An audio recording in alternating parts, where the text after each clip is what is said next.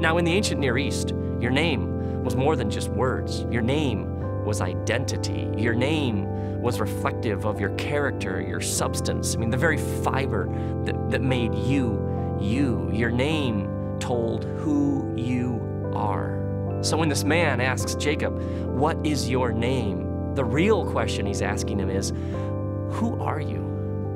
I mean, how much of our pain comes from not knowing how to answer that question? Soon after his resurrection, Jesus is having a meal with his disciples, and he's talking to one of them, Peter, about Peter's responsibility to lead Jesus' followers after he's gone. And Jesus says to Peter, he says, "Peter, feed my sheep," which is a way of saying, take care of my church. Jesus gives Peter this calling, this task, a vocation, something to do with his life. And then Jesus says to him, "Peter, follow me." And what's Peter's response to the sacred, holy moment between the two of them?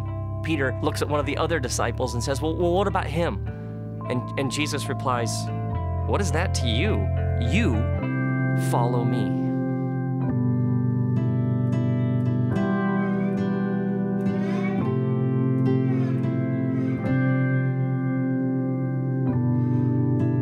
We can all relate to Peter, can't we? I mean, we each have this unique path, a calling, a life God has given us. And Jesus invites us to be our true selves. And yet we get sidetracked, we get distracted, we get hung up on how we're different from her, or we aren't like him, and we end up asking the wrong questions. We end up asking, what about him? What about her? What about them? I mean, some people are smarter, and some people have more money, and some people are stronger, and some people have a certain body type. That's just how it is. We'll never live from our true selves when we're comparing ourselves to those around us.